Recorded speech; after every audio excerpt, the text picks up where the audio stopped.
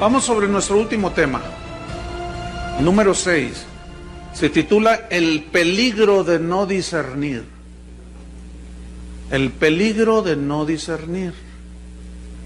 Se parece, pero van a ver que hay diferencia. Filipenses 1:9 y 10. El peligro de no saber discernir, o de no discernir simplemente.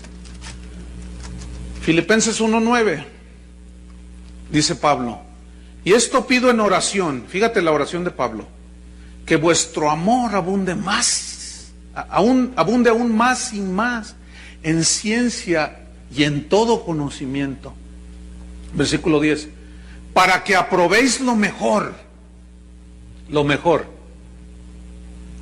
a fin de que seáis sinceros e irreprensibles para el día de Cristo. El peligro ¿de qué? De no discernir. Gracias. Uno de los males que distinguen al cristianismo del siglo XXI es precisamente la falta de discernimiento.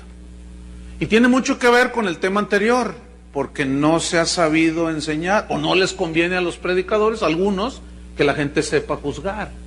Entonces, uno de estos males que ha producido estas falsas interpretaciones es la falta de discernimiento.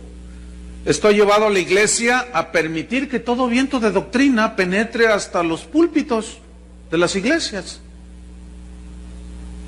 Porque como no puedes, pues... Entonces el peligro de la falta de discernimiento impide que determinemos y nos afirmemos en las verdades del Evangelio, porque se nos prohíbe juzgar. Dicen que uno de los valores, por ahí dicen, ¿usted ha oído esto? Dicen que uno de los valores de la democracia es la tolerancia. ¿Han oído eso? Uno de los valores de la democracia es la tolerancia. ¿Qué es la democracia? Pues es, en pocas palabras, es el gobierno del pueblo. ¿Sí? Es decir, los gobernantes deben hacer lo que el pueblo les dice que hagan. Los gobernantes, según la democracia, deben de hacer lo que el pueblo les dice que ellos hagan. ¿Qué es la tolerancia? Bueno, una definición que da el diccionario es respeto a las ideas, creencias y prácticas de los demás, que son diferentes a las nuestras. Repito, la tolerancia es el respeto a las ideas y creencias y prácticas de los demás, que son diferentes a las nuestras. Ahora, aquí quiero hacer una observación respecto a la tolerancia. La tolerancia es buena en el sentido de que cuando favorece y fomenta la paz social en los habitantes de un país. Pero está limitada la tolerancia. Por ejemplo, es buena la tolerancia entre nosotros, que no nos lleve a agredirnos físicamente. Yo sé que hay homosexuales en esta ciudad, y un montón, y también metidos en la iglesia. Pero yo no puedo golpear a un homosexual, ni debo golpear, mucho menos quitarle la vida, o sea. Sin embargo, esos son los homicidios que rechazan, homofóbicos les llaman, a este tipo de personas. Entonces, la tolerancia es buena. O sea, yo puedo ver un afeminado, y de hecho, pues, donde quiera te los encuentras, ¿no? Vas a un supermercado, alguna tienda o algo, y uno con la ceja delineada, ¿y qué más quiere? Entonces, bueno, tú sabes que no puedes hacer, ¿qué haces? No, bueno, pues nada más quiero una Coca-Cola. Y luego les quiero una Coca-Cola.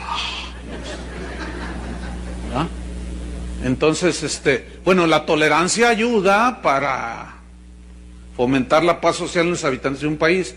Pero en lo que tiene que ver con el Evangelio, hermanos, en lo que tiene que ver con el Evangelio de la salvación, con la gracia, la santidad, las doctrinas esenciales del Evangelio, la tolerancia no existe. Debemos de ser intolerantes. ¿Por qué? Porque el Evangelio es intolerante.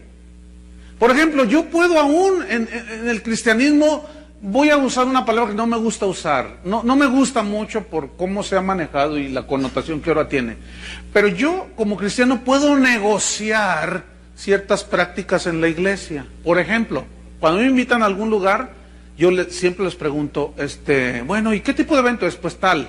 Ok, ¿y cómo debe de ir uno vestido? Me han contestado de todo. Ahora, ¿por qué pregunto? Porque me ha tocado, un día llegué así con corbata, como estoy ahora, llegué a un lugar y me recibe ahí el obispo, no sé qué sería, o el abispón, no sé, el abejorro, quién sabe qué haber sido. Y me dice, hermano, la corbata es del hombre mundano. Y yo, híjole, pues ya me vi mal. Me juzgaron según las apariencias. Entonces me quité la corbata. Entonces, posteriormente fui eso fue ahí en el sureste. Posteriormente fui a una región muy parecida. Entonces llegué con guayabera. O sea, ya todo tipo peje, ¿no? Allá todo El peje era un candidato a la República Mexicana que, para los que oyen internet, ¿no? Que usaba guayabera, o sea, de ese tipo chazarilla, ¿no? Que le llaman. Entonces yo llegué con mi guayabera, hermano, qué irreverencia, por favor tráiganle una corbata al hermano. ¿Se imaginan? Corbata con guayabera. Entonces, bueno, como para mí esas cosas no son esenciales, yo pregunto. Entonces, un día, ¿y las mujeres cómo van? Pues con velo. Pues órale, mi amor, ponte tu velito. O sea, pero que el velo, que... Yo no discuto de esas cosas. No son esenciales. ¿Me explico? Entonces yo las puedo negociar. Bueno, mi amor, ponte velito. ¿Verdad? Entonces yo, la corbata no, es del mundo, órale, sácate por allá. Es la vestimenta del siervo ungido, me pongo la corbata. O sea, yo no discuto de esas cosas. Ese tipo de, que la comida, ¿se acuerdan de Pablo en Romanos 14? Habla de, no, mira, uno dice que se puede comer de todo, otro dice que no, uno come legumbre, otro le entra todo. Pero cada quien esté plenamente convencido. Otro juzga, hace diferencia entre día y día. Otro juzga igual todos los días. Cada uno esté convencido. Pero nadie os juzga en comida y en bebida. Pero tú, si tienes esa libertad, pues tenla para contigo. Y tú que comes, no juzgues al que no come, y el que no come no juzgue al que come. Dios nos ha recibido a todos. O sea, esas son cosas que se pueden concesionar o negociar. No sé si es la palabra correcta. No sé si me expliqué. Entonces yo puedo ceder.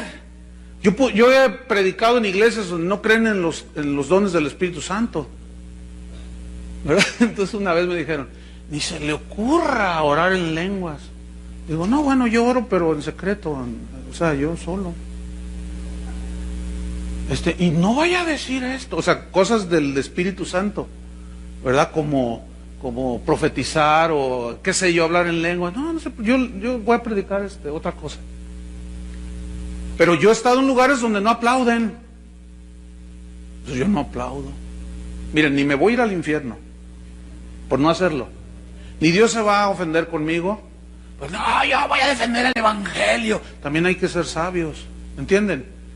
La Biblia dice que aplaudir y levantar las manos, ya esta bola de atados, este montón de atados, pero yo voy a demostrar que yo soy libre en Cristo. Entonces empieza el himno, ¿verdad? Firmes ya adelante, huestes de la fe. Entonces todos están así, sin temor alguno, que Jesús nos ve. No soy tan torpe para hacer una tontería de esas. Entonces todos los hermanos, mira el predicador, qué loco, ¿qué nos trajeron? Ya está el chivo levantado. No va a pasar nada. Mira, eso yo lo hago cuando estoy solo o cuando vengo aquí. Entonces hay ciertas cosas que se pueden negociar. Pero cuando me dicen que el bautismo salva en sí mismo, que Cristo no es Dios, de que hay que hacer un antro aquí adentro, que porque no sé qué, ahí sí no. ¿Están discerniendo la diferencia? Hay cosas que no podemos negociar, hermanos. Hay cosas que sí, que son muy pocas en sí, que no son esenciales. Entonces, la tolerancia bíblica no aprueba la violencia física. La intolerancia bíblica no aprueba la violencia física. Volviendo un poco al tema central. ¿Se acuerdan cuando Jesús lo prenden y Pedro saca una machaira, una espada, y le corta la oreja al siervo del sumo sacerdote? Y Jesús le dijo: Pedro, guarda la espada, le dice. ¿Qué hizo Jesús? Reprobó la conducta de Pedro. Eso se llama fanatismo. Entonces el Evangelio es intolerante en esencia y excluye todo lo que va en contra de la palabra de Dios, que es esencial en cuanto a la salvación. Espero que Dios nos dé entendimiento de lo que estoy diciendo, para que tengan un equilibrio. Por ejemplo, el ecumenismo. ¿Qué es el ecumenismo? El ecumenismo en sí significa unir. Y la visión del ecumenismo es unir a todas las religiones en uno solo. Somos hermanos.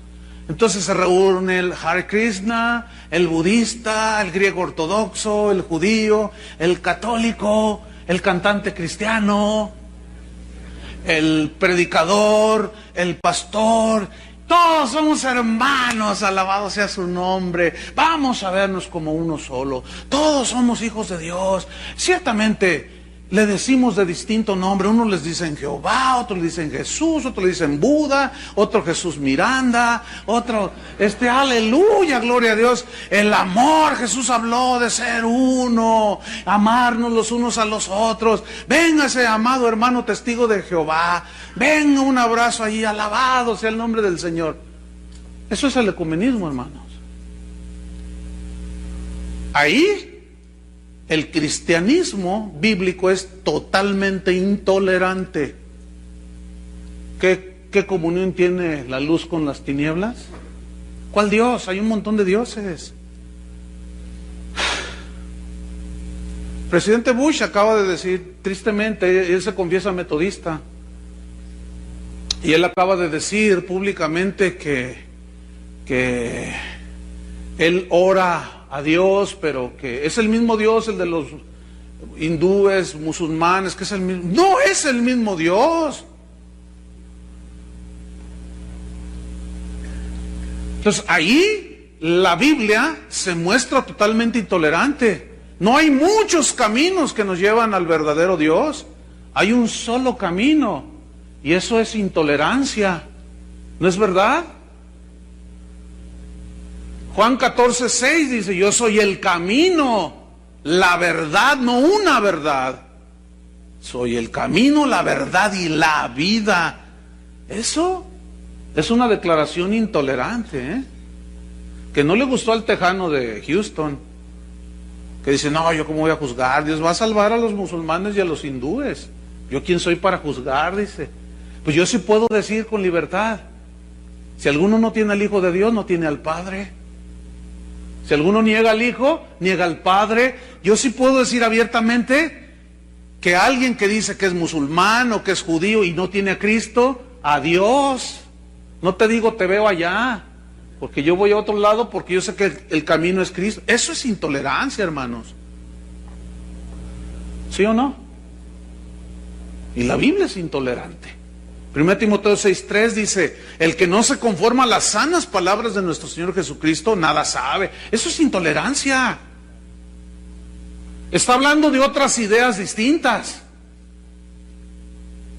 Y la tolerancia, valor de la democracia, dice que debes de soportar y de sobrellevar todas las creencias filosóficas, religiosas de los habitantes donde tú vives. Pues fíjate que el Evangelio dice todo lo contrario. Déjenme decirles, hermanos, que Dios no se actualiza. Dios no actualiza ni enmienda su palabra. Como hacen los políticos, los legisladores con la Constitución en los países, con la Carta Magna. Si saben que aquí en México nos rige una carta magna, le llaman, la Constitución Política de los Estados Unidos Mexicanos, y que los diputados y los senadores, los legisladores en los congresos actualizan los artículos para acomodarlos a la evolución de la cultura. Es así como en el DF ya actualizaron el código y permiten las uniones entre lesbianas y homosexuales. O sea, la van acomodando, ¿verdad? Pues ahora hay que poner esta ley, vamos a acomodarla, porque ya evolucionó el aborto. Pues, nos estamos viendo mal, somos del tercer mundo, los del primer mundo ya están bien modernos, ellos abortan, son gente de open mind, entonces, pues nosotros nos estamos viendo mal. Entonces, pues vamos a actualizar, como en Europa, dicen los legisladores, se permite el aborto, artículo número tal, y siempre se la pasan ajustando. Déjenme recordarles, queridos hermanos y primos, que la Biblia, la palabra de Dios, no se actualiza. No se enmienda. Jeremías 6:16 habla de volver a las sendas antiguas. ¿A dónde? A las sendas antiguas.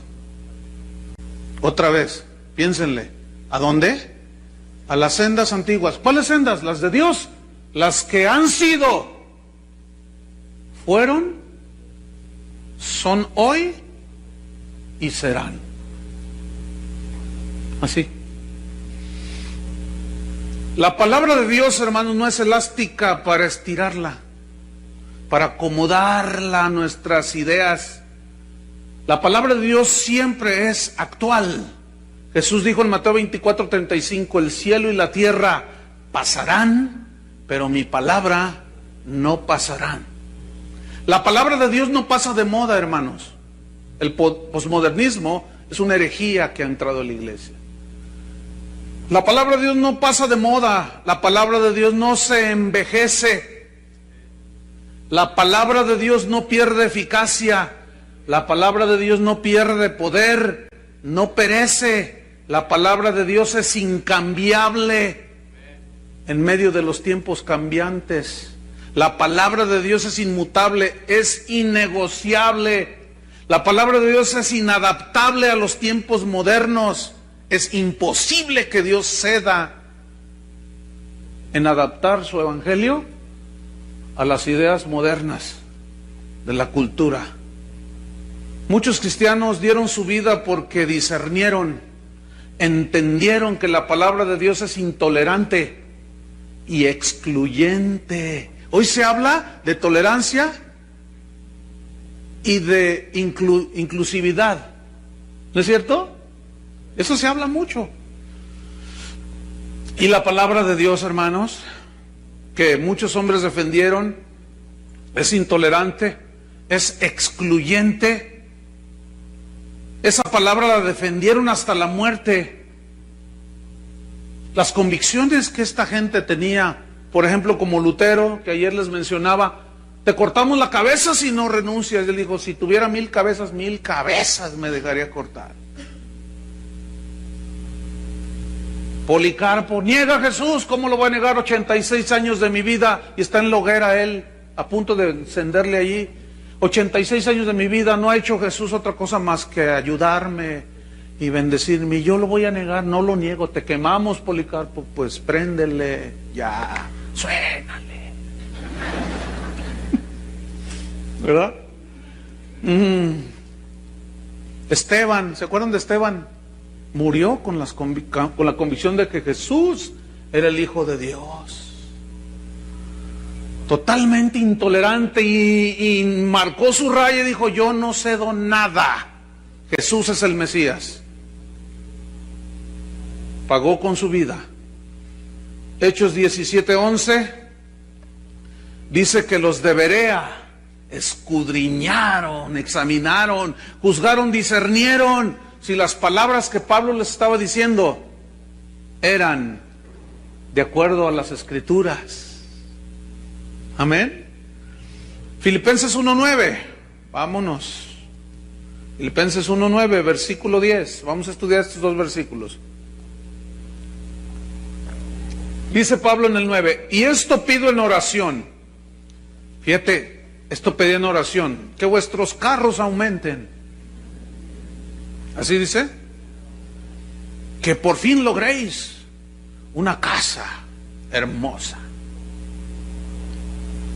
Esto pido en oración, que vuestro amor abunde aún más y más. Pero luego dice, ¿en qué quería Pablo que abundara? 1, en ciencia.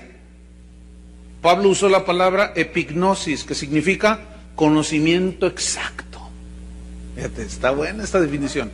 Yo oro para que ustedes abunden en amor, más y más. Luego hay una coma, dice, en conocimiento exacto. También significa total, conocimiento total. Yo oro para que tengan un conocimiento exacto y total. ¿De qué creen? De la palabra de Dios, hermanos. ¿Ah? Pero luego añade otra frase acerca de su oración. Y en todo conocimiento. Y aquí tenemos que irnos una vez más a mirar los idiomas originales para comprender un poco más. Y es la palabra aisdesis, que se tradujo por conocimiento. Y significa discernimiento. Algunas versiones como Dios habla hoy, algunas otras ya traen discernimiento allí, mejor traducido que conocimiento. Entonces Pablo ora pidiendo que el amor abunde, pero para que tengan un conocimiento más completo y total de Dios y de su palabra, y que tengan discernimiento, en todo discernimiento, que sepan distinguir entre lo bueno y lo malo, lo que es de Dios y lo que no es de Dios. El discernimiento. En Isaías 5:20, la queja de Dios por medio del profeta Isaías era: ay de al que lo malo dice bueno, y a lo bueno dice malo. Ay de los que hacen de la luz tinieblas y de las tinieblas luz. No saben distinguir entre su mano derecha y su mano izquierda. En Mateo 16, versículo 23, Jesús recriminó a los fariseos y a la gente que le estaba escuchando allí. Cuando anochece, les dijo Jesús, ustedes dicen, habrá buen tiempo, porque el cielo tiene arreboles, o está rojizo significa. Ustedes dicen, hará buen tiempo porque el cielo está rojizo. Y por la mañana dicen, habrá tempestad, porque está nublado.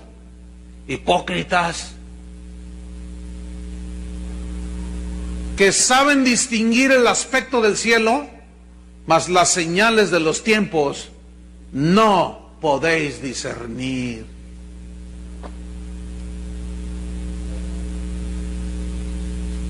¿Les recriminó Jesús? ¿Saben decir cuando va a llover? Cuando enero loco, febrero y marzo otro poco, quién sabe cuánta cosa.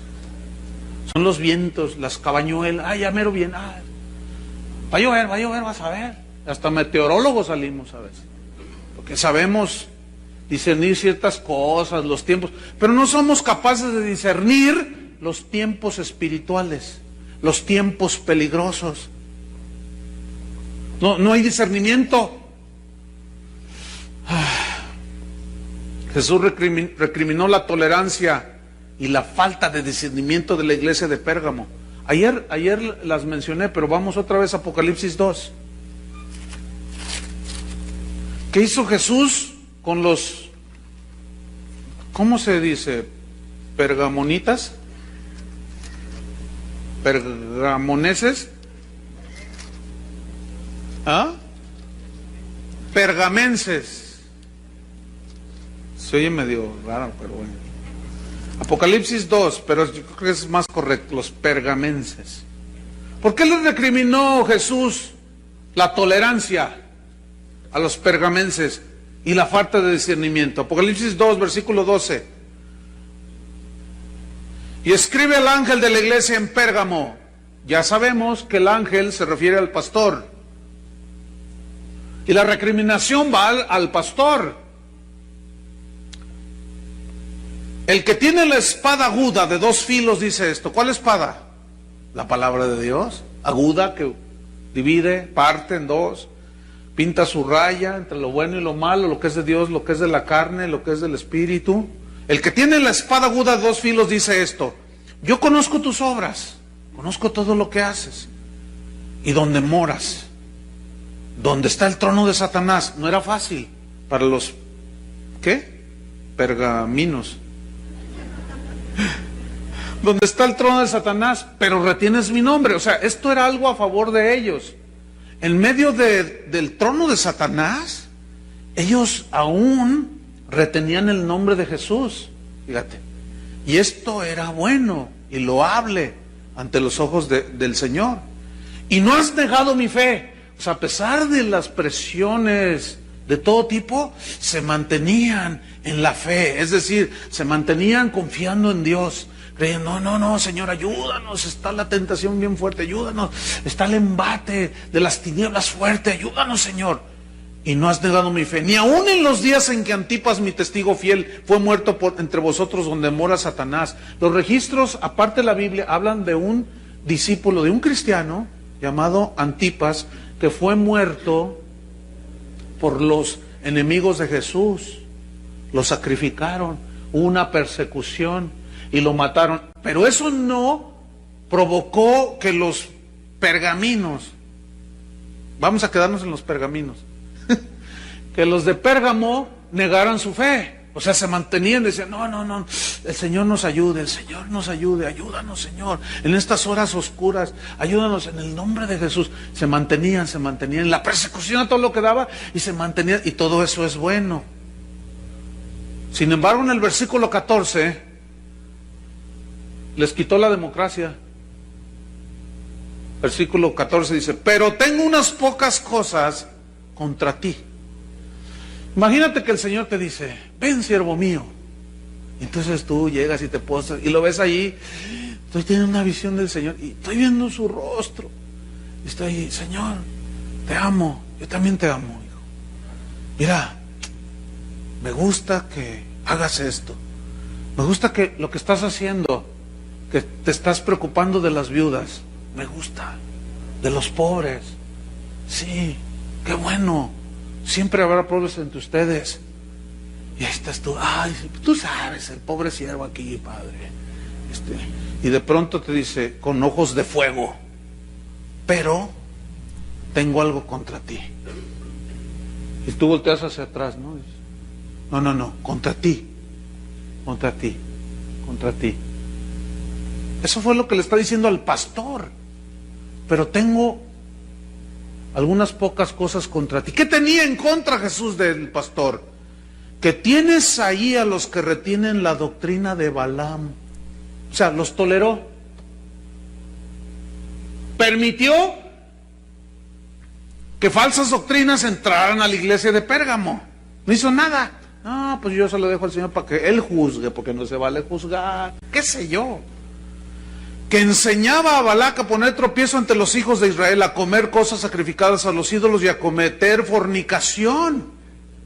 Y también tienes a los que retienen la doctrina de los nicolaitas, la que yo aborrezco. Doctrina que consistía simplemente en permitir los excesos sexuales, inmorales. Bueno, tú sabes, ¿no? Los tiempos han cambiado y bueno, ahora, mira, aquí tengo aquí un recorte que me dio alguien ayer. Dice, así dice el recorte, porque va a haber, tal vez alguno va a decir que estoy aludiendo a nadie. Nada más es un recorte, no estoy diciendo que todos son así o que todos estén de acuerdo, pero escuchen. Abren bautistas sus puertas a grupos de lesbianas y gays. León, Guanajuato. La iglesia bautista será la primera en abrir sus puertas a los homosexuales, lesbianas y bisexuales. El debate teológico que hoy ampliarán en el Pleno de la Asamblea General Nacional, pastores bautistas estudian la creación de una rama pastoral que les dé cabida. No, pues alabado sea su nombre, ¿no? Dice aquel Juan Antonio. Y ya dice más cosas allí que tú dices, y hay una foto donde están todos los ministros del Señor, ¿verdad? Ahora, yo no estoy diciendo que todos los bautistas. Esta es una nota que salió en el Diario del León, que alguien por aquí que viene de allá me entregó. Y me dice, mira Chuy, y le digo, ay, mira, nos estamos modernizando. Alabada sea la posmodernidad, ¿verdad? No, tolerancia, hermanos, tolerancia, gloria a Dios.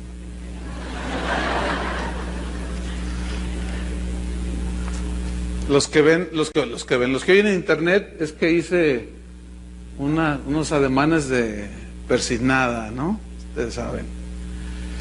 Entonces, el Señor dice, yo aborrezco todo eso. ¿Por qué lo toleraste? ¿Cómo es posible que permitas? ¿Cómo te dejaste engañar para tolerar eso? ¿No sabes que yo aborrezco todo eso? No, Señor, pero pues yo estaba en la convención. Versículo 16, por tanto, dice el Señor, arrepiéntete. Escúchame, no es si quieres, es arrepiéntete. Pues si no te arrepientes, vendré a ti pronto. Escuchen los tolerantes evangélicos. Y pelearé contra ellos con la espada de mi boca. ¿Quiénes son contra ellos? Contra los que traían esa doctrina. Y a ti, pastor, te voy a pedir cuentas. El que tiene oído, oiga lo que el Espíritu dice a las iglesias. A la iglesia de Tiatira, capítulo 2, versículo 18. Escribe el ángel de la iglesia en Tiatira, el Hijo de Dios, el que tiene ojos como llama de fuego y pies semejantes al bronce bruñido, dice esto. O sea, el bronce en la Biblia siempre es juicio, y cuando habla pies de bronce, significa que va a pisotear todo eso, trayendo juicio. Versículo 19, yo conozco tus obras. Oh, bien, haces muchas cosas. Y amor, ves, distinción del discípulo. Amados, en esto conocerán, si os amáis los unos a los... bien, y amor, y fe. Estos tenían fe, confiaban en Dios, eran fieles.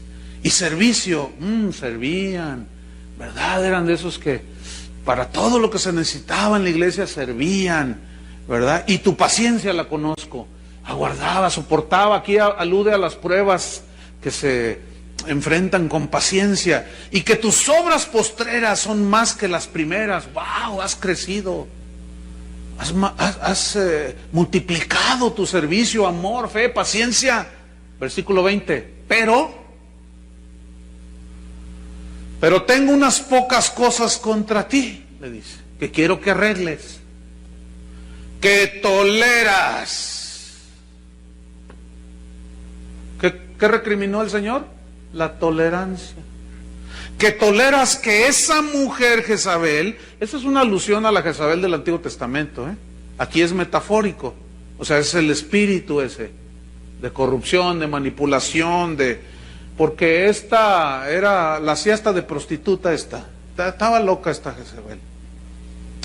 Entonces dice, toleras que esa mujer Jezabel que se dice profetiza, enseñe y seduzca a mis siervos a fornicar y a comer cosas sacrificadas a los ídolos. Aquí tiene dos connotaciones, espiritual y literal.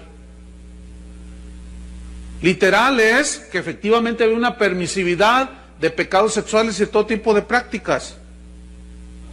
Y espiritual es que se permitía el adulterio espiritual. ¿Cómo? Teniendo ídolos. Y déjenme decirles una cosa, la iglesia evangélica está llena de ídolos. Tenemos nuestros santos también. Yo les llamo becerros de oro. No se los toques porque así te va. Tú puedes decir de Cristo lo que quieras, pero no les toques los becerros de oro, las vacas sagradas del cristianismo. Porque si tú denuncias un error doctrinal, un abuso, dicen, cállate que no ves los frutos, ve los frutos. Estadios llenos, ¿cuánta gente lo sigue? A ver, ¿tú cuántos has ganado en un concierto para Cristo? ¿Cuántos has ganado tú? Mejor cállate la boca, te dicen. Pero él, ella, ¿cuántos ha acercado los pies de Cristo? Eso está por verse, de que sean verdaderos convertidos. Y según las encuestas últimas, pues nos señalan que no. Billy Graham no hace mucho acaba de declarar que después de tantos años, dice, algo pasó, algo hicimos mal, no sé qué, pero hicimos con mi equipo un estudio donde si el 12% de los que supuestamente gané en todo mi ministerio permanecen en el Evangelio son muchos. Por ahí está el documento. Entonces eso está por verse. Pero toleras a esa mujer. Finalmente Pablo recriminó a los corintios por su falta de discernimiento y de tolerancia. 2 Corintios 11. Mira, vamos rápido. 2 Corintios 11. A ver, vamos a ver.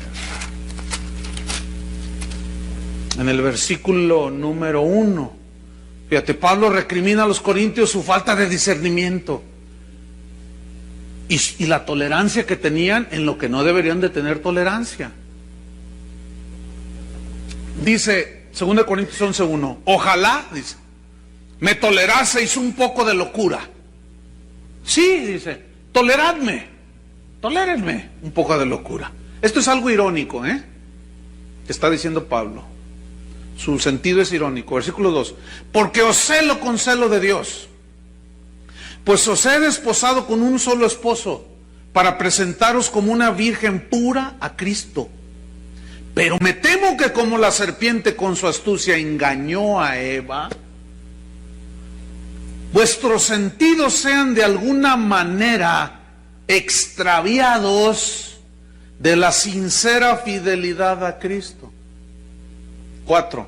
Porque si viene alguno predicando a otro Jesús, ¿qué habrá otro Jesús? Bueno, sí, Jesús Miranda, Jesús Olivares, Jesús García, Jesús María y José. Fíjate, dice, tolérenme esta locura que yo voy a decir. Bueno, fíjense, yo a ustedes, corintios, los celo con celo de Dios, porque yo he trabajado para presentarlos a ustedes como una virgen pura a Cristo. Pero, como la serpiente engañó a Eva, me temo que ustedes han sido engañados. ¿Por quiénes habían sido engañados? Por falsos apóstoles, falsos ministros, mentirosos, engañadores, fraudulentos, sacadólares y anexas. Porque si viene alguno predicando a otro Jesús que el que os hemos predicado, o si recibís otro espíritu con el que habéis recibido, u otro evangelio que el que habéis aceptado, bien lo toleráis. Fíjate nomás. No, hombre, esos corintios, fíjate, y decían que tenían discernimiento de espíritus. Ahora si no los hubieran tenido, imagínate. Dice, Corintios, como a los Gálatas, estoy maravillado de que tan pronto se hayan apartado del que los llamó. ¿Quién nos fascinó? Leo en el capítulo 3, oh Gálatas insensatos. Y hay palabra, se traduce un poco más fuerte, de insensatos. Ustedes saben cuál palabra es, ¿no? Oh Gálatas estúpidos, dice algunas versiones. ¿Quién los fascinó para no obedecer a la verdad? ¿Que Cristo ya no fue presentado entre vosotros como crucificado? Entonces, ¿qué con el pastor que degolló un cordero y esparció la sangre del animalito literalmente en un encuentro gedocista? Pues ¿que Cristo ya no llevó tus pecados en la cruz del Calvario? ¿Que ahora los tienes que quemar en una hoguera? ¿Quién los fascinó? Ustedes, dice, ay Corintios, toleran que vengan otros y les predican de otro Jesús, de otro evangelio, de otra fe, y lo toleráis. Porque esos falsos acusaban a Pablo, decían, ese Pablo nada más quiere lo vuestro, nada más quiere lo suyo. Y Pablo decía, yo no he codiciado nada de ustedes. Y luego Pablo en su defensa dice, estos son falsos profetas, falsos apóstoles, son obreros fraudulentos que se disfrazan como apóstoles de Jesucristo. No, eso no es maravilla, porque aún el mismo Satanás se disfraza como ángel de luz, y no es maravilla de que sus ministros también se disfracen como ministros de luz, pero no lo son, pero ustedes lo toleran, Corintios. Tuvo dura la regañiza, pero los que no saben juzgar, los que no disciernen, pues dicen que si tú haces algo así ahora eres falto de amor. Conclusión. Hermanos, Cristo está esperando de nosotros los pastores que cuidemos el rebaño. ¿Cuántos dicen amén? El rebaño de Dios, el cual Él ganó por su sangre. Hermanos, Él volverá. Nos va a pedir cuentas de lo que hicimos con su iglesia. Que Dios nos ayude en estos tiempos peligrosos. Amén. Pónganse de pie. Que Dios nos ayude, que abra nuestros ojos. ¿Se acuerdan que la Biblia dice que el alimento sólido es para los que por el uso tienen ejercitados los sentidos en el discernimiento del bien y del mal? Dice en el Antiguo Testamento que el pueblo espera del sacerdote que le dé el alimento, la palabra de Dios, que les ayuden a discernir entre lo santo y lo profano,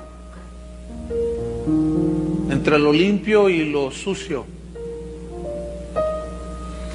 Escuchen bien, ministros del Señor.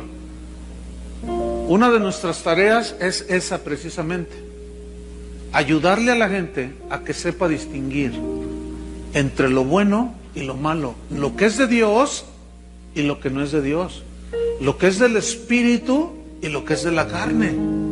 Pablo a los Gálatas les enseñó, porque estos dice, habiendo empezado por el Espíritu, han acabado por la carne. Y les dijo, ¿qué no saben que la Escritura dice, no heredará el hijo de la esclava, sino el hijo de la libre? Entonces, si no hay un entendimiento, ¿a qué se está refiriendo? Se está refiriendo a Agar y a Ismael y a Sara y a Isaac en el Antiguo Testamento. Para los que dicen que no, nosotros somos del nuevo y que el antiguo no sirve para nada, eso es una aberración. ¿Cómo que no sirve para nada? No podemos entender el nuevo sin hacer una retrospectiva es lo mejor posible del Antiguo Testamento. Pero nosotros somos hijos de la libre, nosotros somos hijos de Abraham por la fe. ¿Qué es todo eso? ¿Qué es todo eso? Entonces tenemos que enseñarle a la gente a saber distinguir. Para eso, pastores, se necesita escudriñar las Escrituras para comprobar lo que vamos a decir. Escuchen bien, no sueltes nada desde el púlpito que no estés plenamente seguro que tiene suficiente base bíblica. ¿Por qué? Porque puede ser veneno para ellos. Un poquito de veneno no mata, pero comienza a minar la salud. ¿No es cierto? Un poquito de veneno. Hay gente que en su maldad empieza a envenenar a alguien y le pone pequeñísimas porciones de veneno y la persona empieza a decaer y los doctores no saben qué tiene. Después de un año, qué sé yo, el hombre o la mujer empiezan y no le encuentran, finalmente muere. Y solamente un especialista, un médico forense que se meta, como han descubierto, y hay noticias, hay registros de esto, se meten, hacen la autopsia, se meten, pero a lo más profundo de los órganos humanos, dicen, este fue envenenado con cianuro, con qué sé yo, y se van sobre el delincuente, pero no se notaba. Y hay ovejas, hay congregaciones que están siendo envenenadas poco a poco, poco a poco. Ustedes saben que en la NASA que es el centro astronómico más grande que hay, donde hacen naves y todo, y exploran el universo y Marte y la Luna, y ellos, todas sus naves espaciales las programan por computadora. Y un reportaje que vi yo, dicen que ellos tienen que ser meticulosamente exactos, y comprueban y revisan y checan y pasa por revisión de no sé cuánto y en cuanto a la programación de un aterrizaje o de un regreso.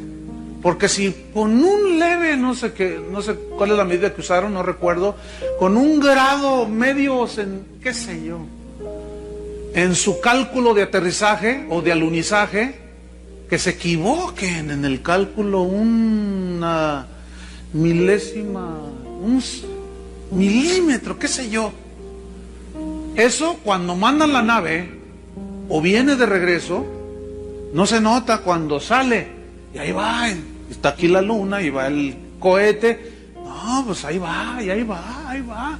Pero a medida que va llegando y la distancia se va haciendo enorme, y de pronto, cuando ya está a punto del alunizaje o qué sé yo, de pronto los científicos se dan cuenta y dicen, ¿qué pasó?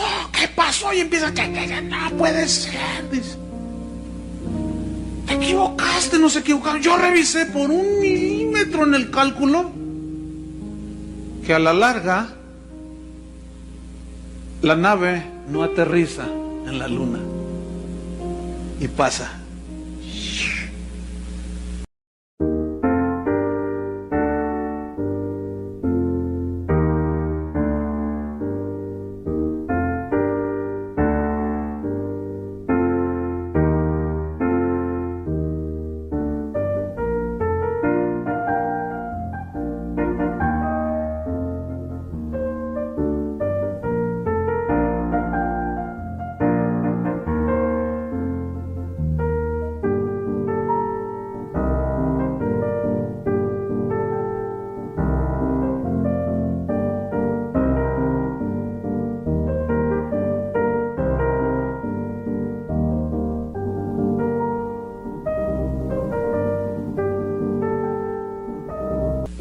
Pierde, se va, ya no tiene regreso.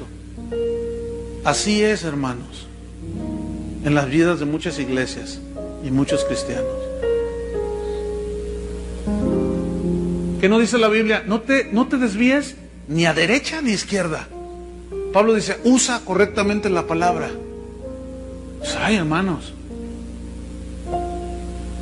porque muchos ahorita no lo ven y ven la bendición y todo, la bendición entre comillas, pero algunos ya se dieron cuenta que erraron el blanco, se pasaron de largo, eso, y desertan del evangelio y se van. No, hermanos, no podemos equivocarnos aquí. ¿Entienden la analogía? Que Dios nos ayude, hermanos, en estos últimos tiempos. Oremos. Señor, te damos gracias. Gracias por este día y medio, Señor, que pudimos apartar para ser advertidos. Señor, ayúdanos a discernir los tiempos, las señales que tú dijiste, Señor. Sobre todo a los pastores, a los que ministramos en la casa del Señor, que es la columna, el lugar donde es la columna y baluarte de la verdad. Si la iglesia, hermanos, no es la proclamadora de las verdades absolutas de Dios, entonces, ¿quién las va a proclamar? La Biblia dice que la iglesia es la columna y el baluarte de la verdad. Tenemos que guardar pues ese celo. Son tiempos peligrosos, hermano. No podemos equivocarnos. Fíjense, aún yo prefiero equivocarme en a lo mejor hacer un juicio que me puedo equivocar respecto a alguien. Prefiero equivocarme en ese sentido que no hacer nada y permitir que entre todo y al final todo se venga abajo. Yo prefiero equivocarme en el primer error. De veras, hermano. Porque en ese puedes pedir perdón y en el otro ya perdiste todo. ¿No es cierto? Tómense de las manos. Terminamos con una oración. En un mismo sentir, en un mismo pensamiento, un mismo espíritu. Señor, nos encomendamos a la palabra de tu gracia, que tiene poder para sobreedificarnos en Cristo. Nos encomendamos a la palabra que actúa en nosotros los creyentes. La palabra que tiene poder para sobreedificar las vidas de los hermanos. Tu palabra dice que hay un fundamento, pero cada uno de nosotros mire cómo sobreedifica sobre ese fundamento que es Cristo. Porque hay todo tipo de materiales. Hay materiales que se queman rápido y otros que son perdurables. Esta es una metáfora de aquello que tiene base bíblica y lo que no la tiene. Construyamos, hermanos, sobre la roca que es Cristo, con materiales sólidos, como el oro, la plata, las piedras preciosas, que simbolizan lo consistente, lo sólido de la palabra de Dios. Porque Dios no está obligado, escuchen esto, Dios no está obligado a respaldar algo que Él nunca dijo, ni lo va a respaldar. Jesús dijo, ya el hacha está puesta en la raíz. Todo árbol que mi Padre no plantó será desarraigado. Toda obra nacida de la carne será quemada, será desarraigada. Pero todo aquello que nació en el corazón de Dios y tuvimos la sensibilidad de hacerlo conforme al corazón de Dios, eso va a permanecer, hermanos. Por eso Jesús dijo, el que no permanece en mí no puede llevar fruto. Permanezcamos en Jesús y en su palabra. Si ustedes permanecen en mí y yo en vosotros, dijo, si mi palabra permanece en vosotros, seréis verdaderamente mis discípulos. Y conoceréis la verdad, y la verdad os hará libres. En el nombre de Jesús te damos gracias, Señor. Bendice a todos los oyentes por medio de internet también, Señor, en los distintos países. Abre sus mentes también, espirituales, sus ojos espirituales, sus oídos espirituales. En el nombre de Jesús.